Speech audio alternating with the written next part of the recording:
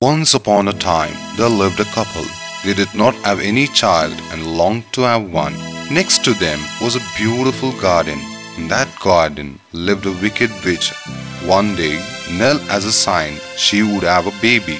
The same day, she saw some Rapunzel lettuce growing in the witch's garden. It looked so green and fresh.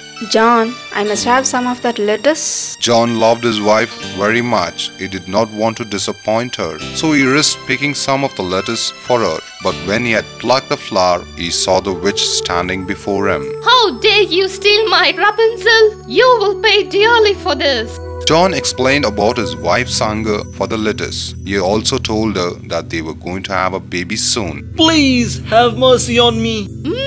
Very well. Take all the lettuce you like, but when the baby is born, it will be mine. John was so scared that he agreed. Nell ate Rapunzel lettuce daily. After some days, a beautiful little girl was born. The next day, Elga came to claim the child as her own. The child belongs to me.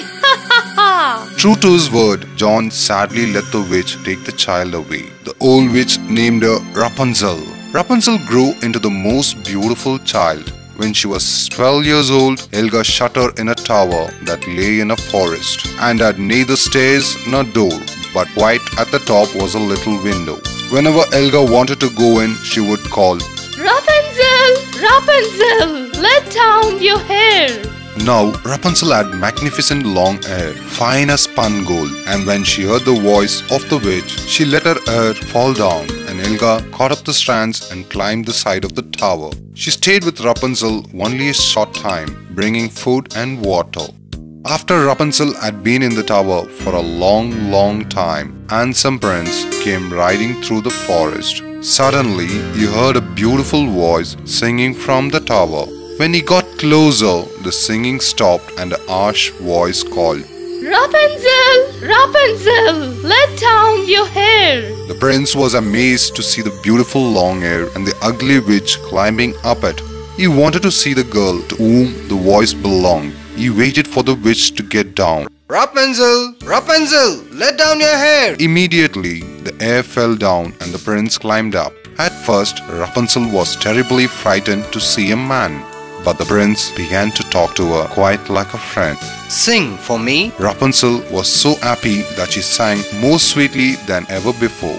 Every day after that, the prince climbed up to see Rapunzel, and every day she sang for him. He fell in love with her and asked her to marry him. Oh yes, I will. How will I take you down? I do not know how to get down, but you can bring with you a skein of silk every time that you come, and I will weave a ladder with it. And when that is ready, I will come down, and you can take me on your horse. They agreed that until that time he should come to her every evening, for the old witch came by day. One day, Elga arrived at the tower earlier than usual.